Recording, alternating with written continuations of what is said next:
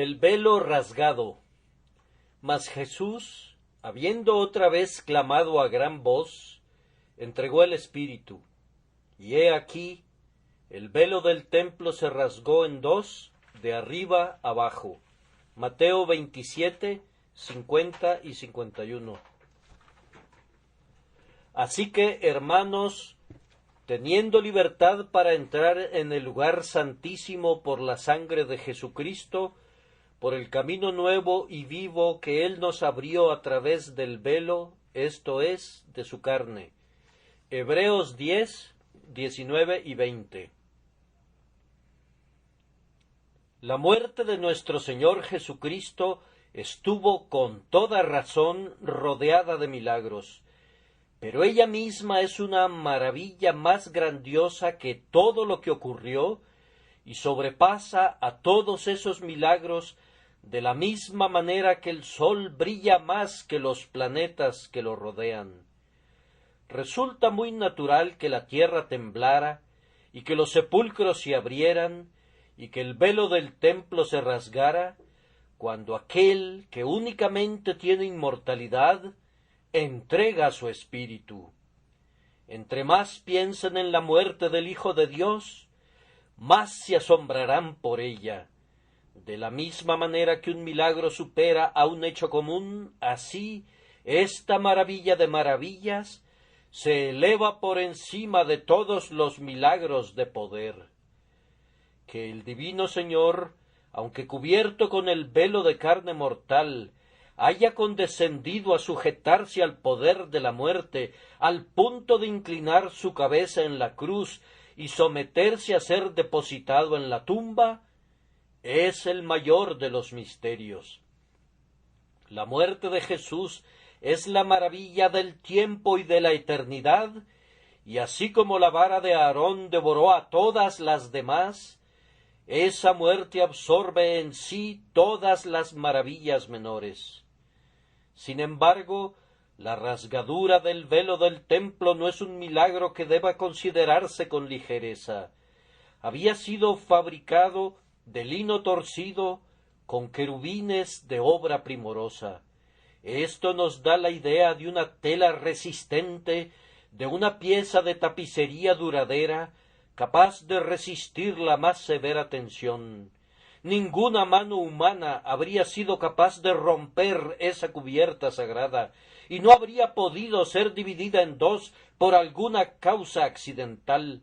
Sin embargo, y es extraño decirlo, en el instante en que la santa persona de Jesús fue rasgada por la muerte, el grandioso velo que ocultaba al lugar santísimo se rasgó en dos, de arriba abajo. ¿Qué significaba eso? Significaba mucho más de lo que puedo decirles ahora. No es algo antojadizo considerarlo como un solemne acto de duelo por parte de la casa de Dios. En el este, los hombres expresan su dolor rasgando sus vestiduras, y el templo, cuando vio morir a su Señor, pareció golpeado por el horror y rasgó su velo. Sacudido por el pecado del hombre, indignado por la muerte de su Señor, en su simpatía por aquel que es el verdadero templo de Dios, el símbolo externo rasgó su santa vestimenta de arriba abajo. ¿Acaso no significó también ese milagro que a partir de esa hora todo el sistema de tipos y sombras y ceremonias había llegado a su fin? Las ordenanzas de un sacerdocio terrenal fueron rasgadas con ese velo. En señal de la muerte de la ley ceremonial, su alma abandonó el sagrado santuario y dejó su tabernáculo corporal como algo muerto. La dispensación legal había terminado. El velo rasgado parecía decir, a partir de este momento, Dios ya no habita más en la densa oscuridad del Santo de los Santos y no brilla más en medio de los querubines. El recinto especial ha sido abierto y ya no hay un santuario interior al que pueda entrar el sacerdote terrenal. Las expiaciones y los sacrificios que servían de tipo han llegado a su fin. De conformidad a la explicación dada en nuestro segundo texto, la rasgadura del velo significó principalmente que el camino al lugar santísimo, que no había sido manifestado antes, quedaba ahora abierto a todos los creyentes. Una vez al año, el sumo sacerdote levantaba solemnemente una esquina de este velo, con temor y temblor, y con sangre y santo incienso pasaba a la inmediata presencia de Jehová, pero el desgarrón del velo abrió el lugar secreto. La rasgadura de arriba abajo proporciona amplio espacio para que entren todos los que son llamados por la gracia de Dios, para que se acerquen al trono y tengan comunión con el Eterno.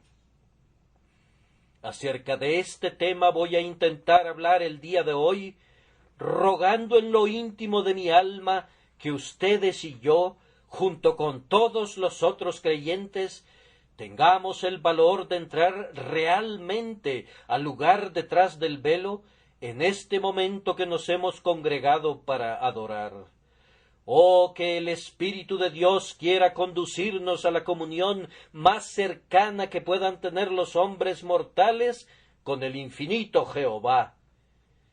En primer lugar, esta mañana les pediré que consideren lo que se hizo. El velo fue rasgado. En segundo lugar, recordaremos lo que poseemos por esa causa. Tenemos libertad para entrar en el lugar santísimo por la sangre de Jesucristo. Luego, en tercer lugar, consideraremos cómo ejercitamos esta gracia. Entramos por la sangre de Jesucristo, por el camino nuevo y vivo que Él nos abrió a través del velo, esto es, de su carne. Primero, reflexionen en lo que se hizo. En un hecho real histórico que el glorioso velo del templo fue rasgado en dos, arriba abajo, como un hecho espiritual que es todavía mucho más importante para nosotros, es abolida la ordenanza legal que separa.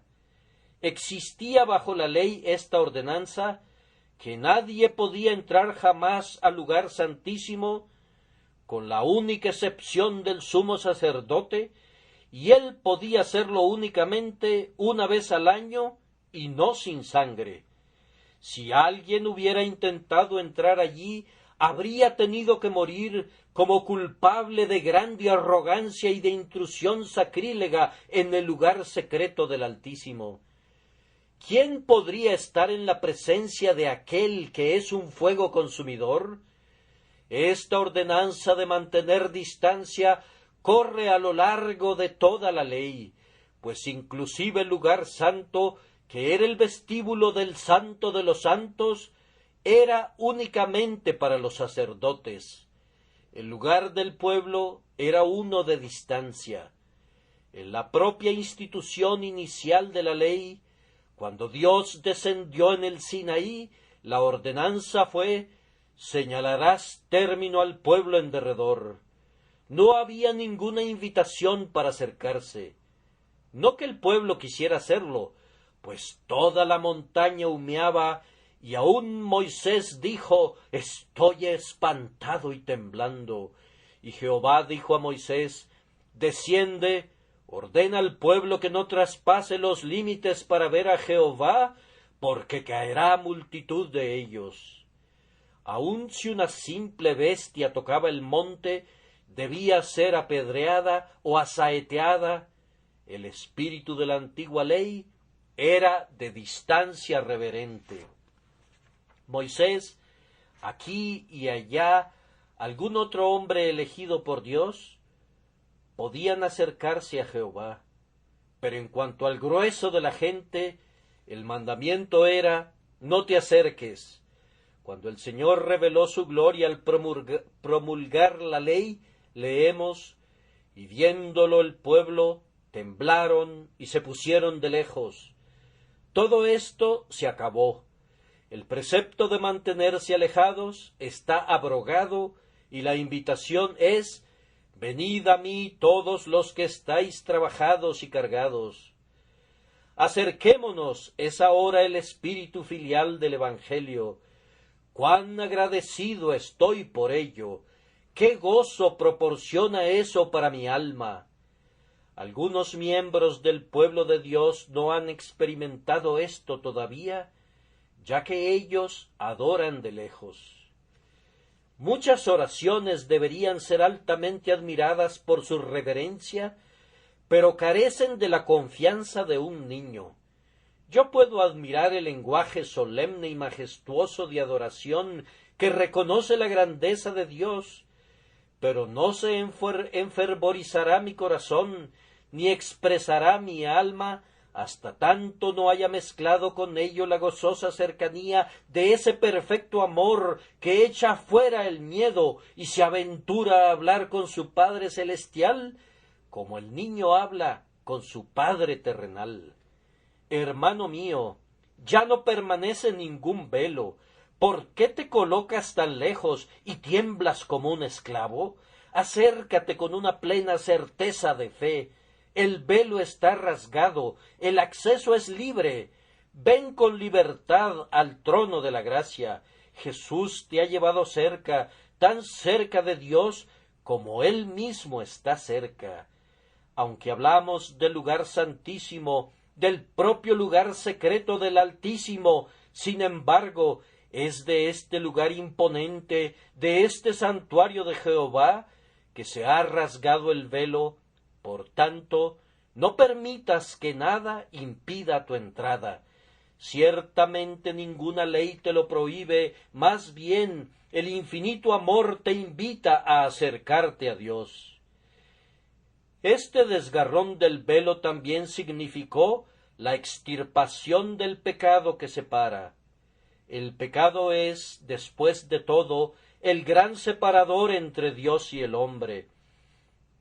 Ese velo de azul y púrpura y lino torcido no podía realmente separar al hombre de Dios, pues Él no está lejos de ninguno de nosotros en lo relativo a su omnipresencia.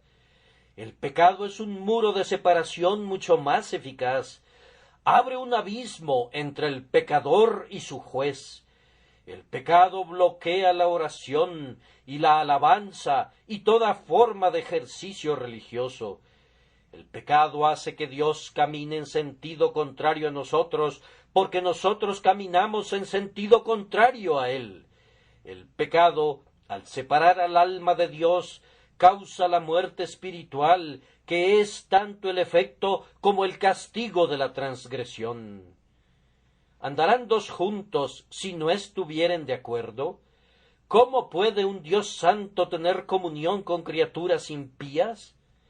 ¿Morará la justicia con la injusticia? ¿Habitará la pureza perfecta con las abominaciones del mal? No, eso no puede ser.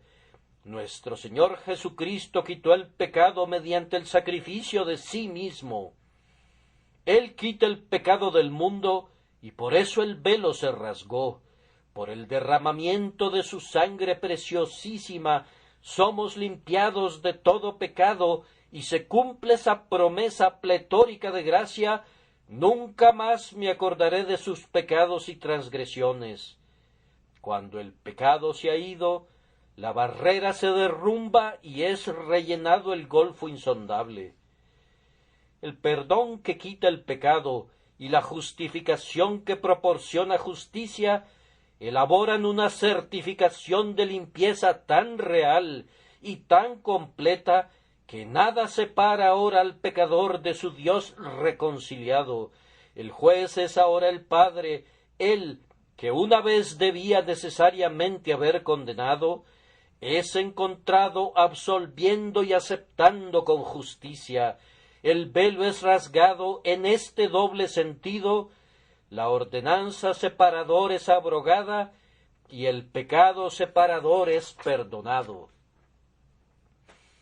A continuación debe recordarse que la corrupción que separa es también quitada por medio de nuestro Señor Jesús. No es únicamente lo que hemos hecho, sino lo que somos, lo que nos mantiene separados de Dios. El pecado está arraigado en nosotros. Aun aquellos que poseen gracia que habita en ellos deben quejarse: queriendo yo hacer el bien, hallo esta ley, que el mal está en mí. ¿Cómo podemos tener comunión con Dios si nuestros ojos están vendados, nuestros oídos tapados, nuestros corazones endurecidos y nuestros sentidos apagados por el pecado? Toda nuestra naturaleza está corrompida, envenenada y pervertida por el mal. ¿Cómo podemos conocer al Señor? Amados, por la muerte de nuestro Señor Jesús, el pacto de gracia es establecido con nosotros, y sus provisiones llenas de gracia son en este sentido: este es el pacto que haré con la casa de Israel después de aquellos días, dice el Señor. Pondré mis leyes en la mente de ellos, y sobre su corazón las escribiré. Cuando es este el caso, cuando la voluntad de Dios está grabada en el corazón y es enteramente cambiada la naturaleza, entonces el velo divisorio que nos esconde de Dios es retirado. Bienaventurados los de limpio corazón, porque ellos verán a Dios. Bienaventurados son todos aquellos que aman la justicia y la buscan, pues se encuentran en un camino en que el justo puede caminar en comunión con ellos. Los espíritus que son semejantes a Dios no están separados de Dios. La diferencia de naturaleza pone el velo, pero el nuevo nacimiento y la santificación que le sigue por medio de la preciosa muerte de Jesús quitan ese velo. Quien odia el pecado procura la santidad y se ejercita para perfeccionarla en el temor de Dios y está en comunión con Dios. Es algo bendito cuando amamos lo que Dios ama, cuando buscamos lo que Dios busca, cuando coincidimos con las metas divinas y somos obedientes a los mandamientos divinos, pues con tales personas habitará el Señor. Cuando la gracia nos hace partícipes de la naturaleza divina, entonces somos uno con el Señor y es quitado el velo. Sí, dirá alguien, ahora veo cómo es quitado el velo de tres maneras diferentes, pero aun así Dios es Dios y nosotros no somos sino pobres hombres insignificantes. Entre Dios y el hombre debe haber necesariamente un velo separador, puesto por la gran disparidad entre el Creador y la criatura. ¿Cómo puede tener comunión lo finito con lo infinito? Dios es todo en todo y más que todo. Nosotros no somos nada y menos que nada. ¿Cómo podemos juntarnos? Cuando el Señor se acerca a sus favorecidos, ellos reconocen cuán incapaces son de soportar la gloria excesiva. Aun el amado Juan dijo: cuando le vi, caí como muerto a sus pies. Todo esto es cierto, pues el Señor dice: no podrás ver mi rostro, porque no me verá hombre y vivirá.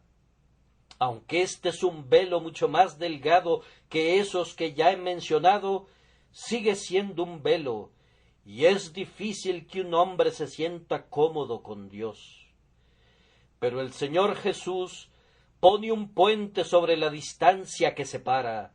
Vean, el bendito Hijo de Dios ha venido al mundo y ha asumido nuestra naturaleza. Por cuanto los hijos participaron de carne y sangre, Él también participó de lo mismo. Aunque Él es Dios, como Dios es Dios, sin embargo Él es verdaderamente hombre, como el hombre es hombre. Fíjense bien cómo en la persona del Señor Jesús vemos a Dios y al hombre en la alianza más cercana posible, pues están unidos en una persona para siempre. El golfo es rellenado con plenitud por el hecho que Jesús ha completado todo por nosotros hasta el amargo fin, la muerte y muerte de cruz. Ha seguido la carrera de la humanidad hasta el propio sepulcro, y así vemos que el velo que estaba colocado entre la naturaleza de Dios y la naturaleza del hombre es rasgado en la persona de nuestro Señor Jesucristo. Entramos al lugar más santo por medio de su carne, que vincula la humanidad con la deidad. Ahora ustedes ven lo que significa que el velo haya sido quitado. Noten con solemnidad que esto es válido únicamente para los creyentes. Quienes rechazan a Jesús, rechazan el único camino de acceso a Dios. No nos podemos acercar a Dios excepto mediante el desgarrón del velo por la muerte de Jesús. Había un camino tipo hacia el propiciatorio de antes, y ese camino consistía en hacer a un lado el velo. No había otro, y no hay ahora ningún otro camino para que cualquiera de ustedes vaya a la comunión con Dios, excepto a través del velo rasgado, la muerte de Jesucristo, a quien Dios ha establecido para que sea la propiciación por el pecado. Si vienen por este camino, pueden venir gratuitamente. Si rehúsan venir por este camino, entonces pende entre ustedes y Dios un velo infranqueable. Sin Cristo, ustedes se encuentran sin Dios y sin esperanza. Jesús mismo les asegura: si no creéis que yo soy, en vuestros pecados moriréis. Que Dios nos conceda que esto no le ocurra a ninguno de ustedes. Para los creyentes el velo no está enrollado, sino rasgado. El velo no fue descolgado y doblado cuidadosamente y retirado para volver a ser colocado en su lugar en el futuro. Oh, no, sino que la mano divina lo tomó y lo rasgó de arriba abajo. No puede volver a colgarse otra vez. Eso es imposible. Entre quienes están en Cristo Jesús y el grandioso Dios, no habrá nunca otra separación. ¿Quién nos separará del amor de Cristo? Solamente se fabricó un velo, y como ese fue rasgado, el único y solo separador ha sido destruido. Yo me deleito al pensar en esto. El propio diablo no podrá nunca separarme ahora de Dios. ¿Podrá intentar impedir que yo tenga acceso a Dios? Y de hecho lo hará. Pero lo que puede hacer es colgar un velo rasgado. ¿De qué le serviría eso sino para mostrar su impotencia? Dios ha rasgado el velo y el diablo no puede remendarlo. Hay acceso entre un creyente y su Dios, y debe existir tal libre acceso para siempre, pues el velo no está enrollado ni ha sido puesto a un lado para ser colgado de nuevo en días venideros. Está rasgado y ya no sirve para nada. El desgarrón no está en una de sus esquinas, sino en el propio centro, como nos informa Lucas. No es una ligera rasgadura a través de la cual podemos ver algo, es un desgarrón de arriba abajo. Una entrada ha sido abierta para los peores pecadores. Si sólo se hubiera abierto un pequeño hoyo en el velo, los ofensores menores podrían haberse arrastrado a través de él. Pero qué acto de abundante misericordia es este, que el velo fue rasgado en el centro y rasgado de arriba a abajo, de tal forma que el primero de los pecadores puede encontrar un amplio espacio. Esto también muestra que para los creyentes no hay impedimento para el más pleno y libre acceso a Dios. Oh, armémonos de valor el día de hoy para venir al lugar en el que Dios no solamente ha abierto la puerta, sino que ha sacado la puerta de sus goznes. Sí, la quitó, incluyendo los postes y las rejas y todo. quiero que noten que este velo, cuando fue rasgado por Dios, no por el hombre. No fue el acto de una turba irreverente, no fue el atropello de medianoche de un conjunto de sacerdotes sacrílegos. Fue únicamente el acto de Dios. Nadie estuvo detrás del velo, y en su lado exterior estaban los sacerdotes cumpliendo únicamente su vocación ordinaria de ofrecer sacrificios. Deben haberse asombrado cuando vieron que el lugar santo quedaba al descubierto en un momento. ¿Cómo deben haber huido cuando vieron el sólido velo dividido, sin mediar ninguna mano humana, en un segundo de tiempo? ¿Quién lo rasgó? ¿Quién sino el propio Dios? Si otro lo hubiese hecho, podría haber habido un error al respecto, y el error podría necesitar ser subsanado reemplazando la cortina. Pero si el Señor lo ha hecho, fue hecho correctamente, fue hecho definitivamente, fue hecho irreversiblemente. Es Dios mismo quien ha puesto el pecado sobre Cristo, y en Cristo ha quitado el pecado. Dios mismo ha abierto la puerta del cielo a los creyentes, y ha diseñado una amplia avenida en la cual pueden transitar hacia Él las almas de los hombres. Dios mismo ha colocado la escalera entre la tierra y el cielo. Vengan a Él ahora, ustedes que son humildes. Miren, Él ha abierto una puerta ante ustedes. Y ahora, en segundo lugar, les pido que procedan conmigo, queridos amigos, a una verificación experimental de mi tema. Ahora notamos lo que tenemos. Así que, hermanos, teniendo libertad para entrar en el lugar santísimo, observen el triple teniendo en el párrafo ante nuestra consideración, y no se contenten si no tienen los tres. Teniendo libertad para entrar.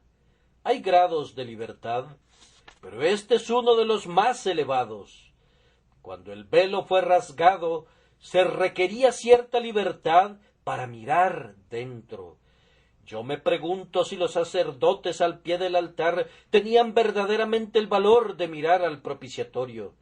Sospecho que estaban sumidos en el asombro, que huyeron del altar temiendo una muerte súbita.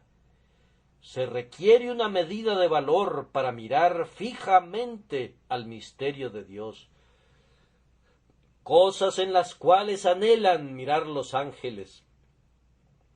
Es bueno que no miremos las cosas profundas de Dios con un ojo simplemente curioso. Yo cuestiono si alguien es capaz de espiar el mismo misterio de la Trinidad sin exponerse a gran riesgo. Algunos, queriendo mirar allí con los ojos de su intelecto natural, han sido cegados por la luz de ese sol y a partir de allí han vagado en tinieblas. Se necesita libertad para mirar los esplendores del amor redentor que elige. Si alguien miró al lugar santísimo cuando el velo estaba siendo rasgado, se contaba entre los hombres más valerosos, pues otros podrían haber temido correr la misma suerte de los hombres de Bet-Semes. Amados, el Espíritu Santo los invita a mirar en el lugar santo y verlo con un ojo reverente, pues está lleno de enseñanzas para ustedes. Entiendan el misterio del propiciatorio y del arca del pacto cubierta de oro, y de la vasija del maná, y de las tablas de piedra, y de la vara de Aarón que floreció. Miren libremente por medio de Jesucristo, pero no se contenten con mirar solamente. Escuchen lo que dice el texto, teniendo libertad para entrar. Bendito sea Dios, porque nos ha enseñado esta dulce manera de no mirar más desde lejos, sino de entrar a lo más recóndito del santuario con confianza. Libertad para entrar es lo que debemos tener. sigamos el ejemplo del sumo sacerdote y, habiendo entrado, ejecutemos las funciones de la persona que entra. Libertad para entrar sugiere que actuamos como hombres que están en el lugar debido. Estar detrás del velo llenaba al siervo de Dios de un abrumador sentido de la presencia divina. Si alguna vez en su vida estaba cerca de Dios, ciertamente estaba cerca de Dios en ese momento, cuando muy solo, encerrado y excluido del resto del mundo, no tenía a nadie a su lado, excepto al glorioso Jehová. Oh, amados míos, que nosotros podamos entrar hoy al lugar santísimo en ese sentido, desconectados del mundo, tanto impío como cristiano, sepamos que el Señor está aquí, muy cerca y manifiesto. Oh, que podamos clamar ahora con Agar: ¿no he visto también aquí al que me ve? Oh, cuán dulce es experimentar a través del gozo personal la presencia de Jehová. Cuán alentador es sentir que el Señor de los ejércitos está con nosotros. Nosotros sabemos que nuestro Señor es una ayuda muy real en la tribulación. Uno de los gozos mayores del cielo consiste en poder cantar: Jehová Sama, el Dios que está presente. Al principio temblamos en la divina presencia, pero conforme sentimos más el espíritu de adopción, nos acercamos con sagrado deleite y nos sentimos tan plenamente en casa con nuestro Dios, que cantamos con Moisés: Señor, tú nos has sido refugio de generación en generación. No vivan como si Dios estuviese tan lejos de ustedes como el este lo está del oeste. No vivan pegados a la tierra, sino vivan en lo alto, como si estuvieran en el cielo. En el cielo estarán con Dios, pero en la tierra Él estará con ustedes. ¿Acaso hay mucha diferencia? Juntamente con Él nos resucitó, y asimismo nos hizo sentar en los lugares celestiales con Cristo Jesús. Jesús ha hecho que nos acerquemos por su sangre preciosa. Intenten día a día vivir en la mayor cercanía con Dios, como sentía el sumo sacerdote cuando estaba por un momento dentro del secreto del tabernáculo de Jehová. El sumo sacerdote tenía un sentido de comunión con Dios. No solamente estaba cerca, sino que él hablaba con Dios. No puedo saber lo que decía, pero pienso que en ese día especial el sumo sacerdote se libraba de la carga del pecado y de la aflicción de Israel y presentaba sus peticiones al Señor. Aarón, solo allí, debía haber estado lleno de recuerdos de su propia culpa y de las idolatrías y de las apostasías del pueblo. Dios brillaba sobre él, y él se inclinaba ante Dios. Tal vez escuchaba cosas que no le era permitido expresar, y otras cosas que no podría haber expresado, aunque le hubiera sido permitido. Amados, ¿saben ustedes lo que es tener comunión con Dios? Las palabras son pobres vehículos para este compañerismo, pero cuán bendito es esto. Las pruebas de la existencia de Dios son totalmente superfluas para quienes tienen el hábito de conversar con el Eterno. Si alguien escribiera un ensayo para demostrar la existencia de mi esposa o de mi hijo, yo en verdad no lo leería, excepto para disfrutarlo. Y las pruebas de la existencia de Dios para el hombre que tiene comunión con Dios son más o menos lo mismo. Muchos de ustedes caminan con Dios. ¡Qué bendición! La comunión con el Altísimo eleva, purifica, fortalece. entremos con libertad, entremos en sus pensamientos revelados de la manera que Él entra en los de ustedes, lleno de gracia, elévense a sus planes, como Él condesciende a los suyos, pidan ser alzados a Él, como Él se digna habitar con ustedes. Esto es lo que la rasgadura del velo nos trae cuando tenemos libertad de entrar. Pero observen bien, el desgarrón del velo no nos trae nada en tanto que no tengamos el valor de entrar. ¿Por qué nos quedamos fuera? Jesús nos lleva cerca y verdaderamente nuestra comunión es con el Padre y con su Hijo Jesucristo.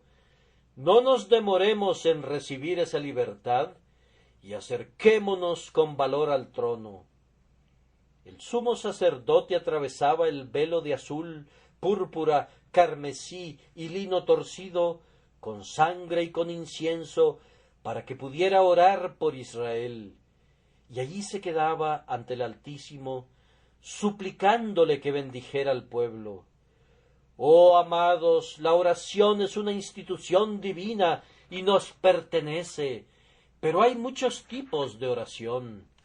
Está la oración del que parece que tiene el impedimento de entrar al santo templo de Dios.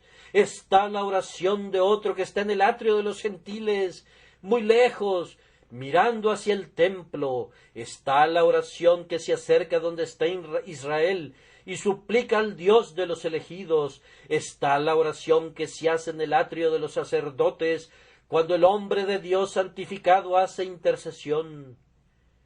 Pero la mejor oración de todas es la que se ofrece en el lugar santísimo. No hay temor que la oración no sea escuchada cuando es ofrecida en el lugar santísimo. La propia posición del hombre demuestra que él es aceptado por Dios. Está parado en el lugar de aceptación más seguro y está tan cerca de Dios que cada uno de sus deseos es oído. Allí el hombre es visto al revés y al derecho, pues él se encuentra muy cerca de Dios. Sus pensamientos son leídos, sus lágrimas son vistas, sus suspiros son escuchados, pues él tiene libertad de entrar. Puede pedir lo que quiera y se le concederá. Así como el altar santifica la ofrenda, así el lugar santísimo, abierto por la sangre de Jesús, asegura una respuesta cierta a la oración que es ofrecida allí. Que Dios nos dé tal poder de orar. Es algo maravilloso que el Señor preste oídos a la voz de un hombre. Sin embargo, tales hombres existen. Lutero, al salir de su encierro, exclamó: «Vici, he vencido». Aún no se había enfrentado a sus enemigos, pero habiendo prevalecido ante Dios por los hombres, él sentía que debía prevalecer ante los hombres por Dios. Pero el sumo sacerdote, si ustedes recuerdan, después de haber tenido comunión y haber orado a Dios, salía y bendecía al pueblo. Se revestía con sus vestiduras de gloria y belleza que había puesto a un lado para entrar al lugar santísimo, y entraba vestido simplemente de blanco y nada más. Y ahora salía llevando el pectoral y todos sus preciosos ornamentos y bendecía al pueblo. Eso es lo que harán ustedes. Si tienen la libertad de entrar al lugar santísimo por la sangre de Jesús, ustedes bendecirán al pueblo que los rodea. El Señor los ha bendecido y los convertirá en una bendición. Su conducta ordinaria y su conversación serán un bendito ejemplo. Las palabras que ustedes hablan por Jesús serán como un rocío del Señor. El enfermo será consolado por sus palabras, el desalentado será alentado por la fe de ustedes, el tibio será recuperado por su amor. estarán diciendo prácticamente a cada uno de los que conocen: Jehová te bendiga y te guarde, Jehová haga resplandecer su rostro sobre ti y tenga de ti misericordia. Ustedes se convertirán en un canal de bendición, de su interior correrán ríos de agua viva. Que cada uno de nosotros tenga la libertad de entrar, para que salgamos cargados de bendiciones. Les pido amablemente que miren el texto y notarán algo que yo simplemente voy a sugerir, que esta libertad está bien cimentada. Me encanta ver cuando el apóstol usa un así que, hermanos, teniendo libertad. Pablo es a menudo un verdadero poeta, pero siempre usa la lógica con corrección. Es tan lógico como si estuviera tratando con matemáticas en vez de teología. Aquí escribe uno de sus así que es. ¿Por qué es que tenemos libertad? ¿Acaso no es a causa de nuestra relación con Cristo que nos convierte en hermanos? Así que, hermanos, teniendo libertad. El creyente más débil tiene tanto derecho de entrar al lugar santísimo como lo tenía Pablo. Esto debido a que él es un miembro de la hermandad. Yo recuerdo una rima de John Ryland en la que dice del cielo: todos ellos estarán allá, los grandes y los pequeños. Pobre, voy a darle la mano al bendito Pablo. No tengo ninguna duda que tendremos una posición y una comunión así. Mientras tanto, le damos la mano a él y él nos llama hermanos. Somos hermanos los unos de los otros porque somos hermanos de Jesús. Donde vemos que va el apóstol, allí iremos. Sí, más bien, donde vemos que entra el grandioso apóstol y sumo sacerdote de nuestra profesión, allí lo seguiremos. Así que, hermanos, teniendo libertad. Amados, ahora no tenemos ningún temor de morir en el lugar santísimo. El sumo sacerdote, quien quiera que fuera, debe haber temido siempre ese día solemne de expiación, cuando tenía que pasar al lugar silencioso y aislado. Yo no puedo decir si es verdad, pero he leído que hay una tradición entre los judíos que se ataba una cuerda al pie del sumo sacerdote para que pudieran sacar su cadáver en caso que muriera en la presencia del Señor. No me sorprendería que su superstición hubiera ideado una cosa así, pues es una terrible posición la de un hombre que entra en la habitación secreta de Jehová. Pero no podemos morir en el lugar santísimo ahora, puesto que Jesús ha muerto por nosotros. La muerte de Jesús es la garantía de vida eterna de todos aquellos por quienes murió. Tenemos libertad para entrar, pues no pereceremos. Nuestra libertad deriva de la perfección de su sacrificio. Lean el versículo 14. Hizo perfectos para siempre a los santificados. Nosotros confiamos en el sacrificio de Cristo, creyendo que Él fue nuestro sustituto tan perfecto que no es posible que muramos después que nuestro sustituto murió, y debemos ser aceptados porque Él es aceptado. Creemos que la sangre preciosa ha quitado nuestro pecado tan eficaz y eternamente que ya no somos más detestables para la ira de Dios. Podemos estar con seguridad donde el pecado debe ser golpeado. Si hubiera algún pecado en nosotros, pues estamos tan lavados, tan limpiados y tan plenamente justificados que somos aceptados en el amado.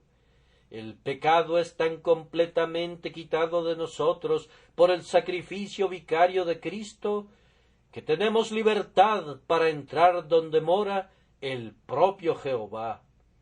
Más aún, Tenemos esto por cierto, que como un sacerdote tenía un derecho de morar cerca de Dios, nosotros también poseemos ese privilegio, pues Jesús nos ha hecho reyes y sacerdotes para Dios, y todos los privilegios del oficio nos son otorgados conjuntamente con el propio oficio.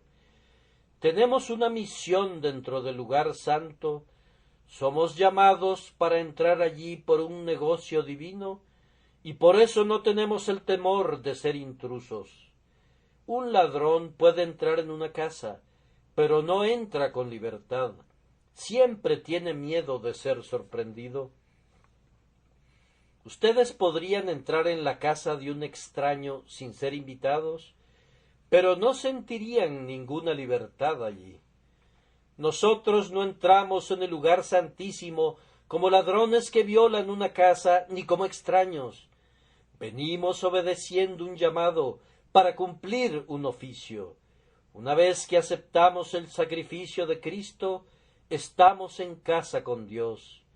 ¿Dónde será libre un hijo sino en la casa de su padre? ¿Dónde estará el sacerdote sino en el templo de su Dios, para cuyo servicio es apartado? ¿Dónde vivirá el pecador lavado con la sangre, sino con su Dios, con quien ha sido reconciliado? Sentir esta libertad constituye un gozo celestial. Tenemos ahora tal amor por Dios y tal gozo en Él, que nunca cruza por nuestras mentes que somos transgresores cuando nos acercamos a Él. Nunca decimos, Dios mi temor, sino Dios de mi alegría y de mi gozo. Su nombre es la música a la que están sintonizadas nuestras vidas. Aunque Dios sea un fuego consumidor, lo amamos como tal, pues Él consumirá nuestra escoria y nosotros queremos deshacernos de ella. Dios no es enfadoso para nosotros bajo ningún aspecto. Nos deleitamos en Él, sea lo que sea. Entonces pueden ver, amados, que tenemos una buena base de libertad cuando entramos en el lugar santísimo por la sangre de Jesús. No puedo dejar este punto hasta no haberles recordado que podemos tener esta libertad de entrar en cualquier momento, porque el velo está siempre rasgado y nunca es restaurado a su antiguo lugar. Y Jehová dijo a Moisés, di a Aarón tu hermano, que no en todo tiempo entre en el santuario detrás del velo, delante del propiciatorio que está sobre el arca, para que no muera. Pero el Señor no nos dice así a nosotros. Amado Hijo de Dios, tú puedes tener en todo momento libertad para entrar. El velo está rasgado tanto de día como de noche. Sí, déjame decirlo, aun cuando tu ojo de fe esté disminuido, de todas maneras entra. Cuando las evidencias sean oscuras, aun así ten libertad para entrar. Y aun si has pecado infelizmente, recuerda que el acceso está abierto a tu oración penitente. Atraviesa el velo rasgado, pecador como eres. ¿Qué importa que hayas recaído en el pecado? ¿Qué importa que estés afligido por el sentido de tus descarríos? Ven aún así. Si oyereis hoy su voz, no endurezcáis vuestros corazones, sino entra de inmediato, pues el velo ya no está allí para excluirte, aunque la duda y la incredulidad te hagan pensar lo contrario. El velo no puede estar allí, pues fue rasgado en dos de arriba abajo. Mi tiempo se ha escabullido y no tendré espacio para hablar como hubiera querido hacerlo sobre el último punto, cómo ejercitamos esta gracia. Permítanme darle las notas de lo que habría dicho. Entremos a esta hora en el lugar santísimo. Miren el camino. Venimos por la vía de la expiación. Así que, hermanos, teniendo libertad para entrar en el lugar santísimo, por la sangre de Jesucristo. Me han hecho sentir muy mal últimamente las palabras fieras y blasfemas que han usado ciertos caballeros de la escuela moderna concernientes a la sangre preciosa. No voy a ensuciar mis labios repitiendo las cosas 3 veces malditas que se han atrevido a expresar mientras pisotean la sangre de Jesús. En todas partes, a lo largo de este libro divino, pueden encontrarse con la sangre preciosa. ¿Cómo puede llamarse a sí mismo cristiano alguien que con un lenguaje profano e impertinente habla de la sangre de la expiación? Hermanos míos, no hay un camino al lugar santísimo, aunque el velo esté rasgado, sin sangre. Ustedes podrán suponer que el sumo sacerdote antiguamente llevaba la sangre porque el velo estaba allí, pero tú tienes que traerla contigo, aunque el velo ya no esté. El camino está abierto y tú tienes libertad para entrar, pero no sin la sangre de Jesús. Sería una libertad impía si se pensara en acercarse a Dios sin la sangre del grandioso sacrificio. Siempre debemos usar el argumento de la expiación, puesto que sin el derramamiento de sangre no hay remisión de pecado. De la misma manera, sin esa sangre no hay acceso a Dios. A continuación, el camino por el que venimos es un camino indefectible. Por favor, noten esa palabra, por el camino nuevo. Esto quiere decir por un camino que siempre es fresco. El griego original sugiere la idea de sacrificado recientemente. Jesús murió hace mucho tiempo, pero su muerte es la misma ahora como en el momento de su ocurrencia. Nosotros venimos a Dios, queridos amigos, por un camino que siempre es eficaz con Dios. No pierde nunca, nunca, ni un ápice de su poder y frescura. Amado Cordero agonizante, tu sangre preciosa no perderá nunca su poder. El camino no está gastado por el tráfico pesado, siempre es un camino nuevo. Si Jesucristo hubiera muerto ayer, ¿no sientes que podrías argumentar su mérito hoy? Muy bien, puedes argumentar ese mérito después de estos 19 siglos con la misma confianza con que lo harías en aquella primera hora. El camino a Dios es abierto siempre de nuevo. En efecto, las heridas de Jesús sangran incesantemente nuestra expiación. La cruz es tan gloriosa como si Él estuviera todavía en ella. En lo relativo a la frescura, vigor y fuerza de la muerte expiatoria, vamos por un camino nuevo, que siempre sea nuevo para nuestros corazones, que la doctrina de la expiación no se vuelva rancia nunca, sino que tenga rocío sobre ella para nuestras almas.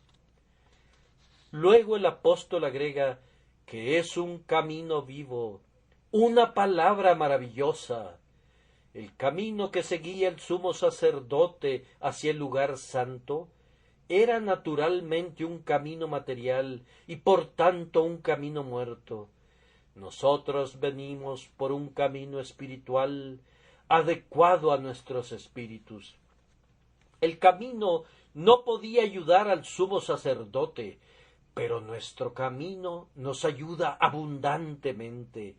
Jesús dice: yo soy el camino y la verdad y la vida. Cuando venimos a Dios por este camino, el propio camino guía, conduce, soporta y acerca. Este camino nos da la vida con la que podemos venir. Es un camino dedicado que Él nos abrió. Cuando un nuevo camino es abierto, es apartado y dedicado para uso público. Algunas veces un edificio público es inaugurado por un rey o un príncipe y así es dedicado para su propósito.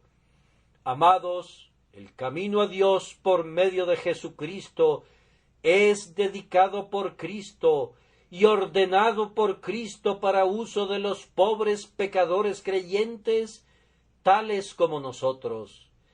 Él ha consagrado el camino hacia Dios y lo dedicó para nosotros, para que podamos usarlo libremente. Ciertamente, si un camino ha sido apartado para mí, puedo usarlo sin ningún temor, y el camino a Dios y al cielo por medio de Jesucristo está dedicado por el Salvador para los pecadores.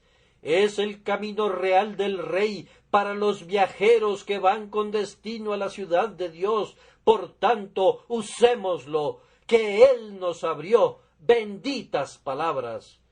Por último, es un camino lleno de Cristo, pues cuando venimos a Dios, venimos por medio de su carne.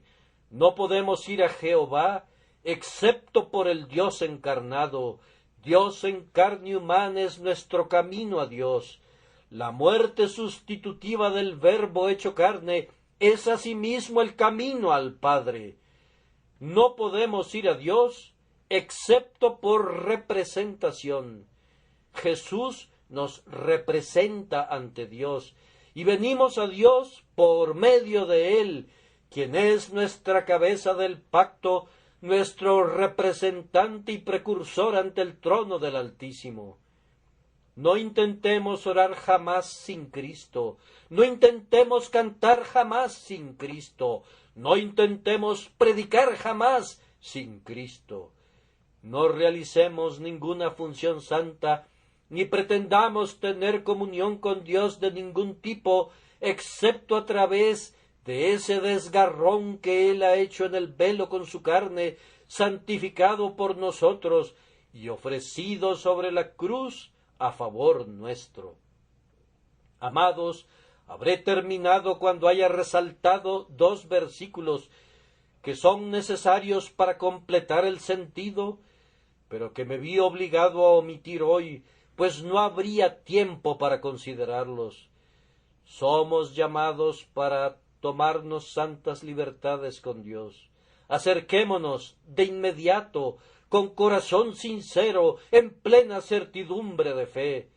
Hagámoslo libremente, pues tenemos un grandioso sumo sacerdote. El versículo 21 nos recuerda esto.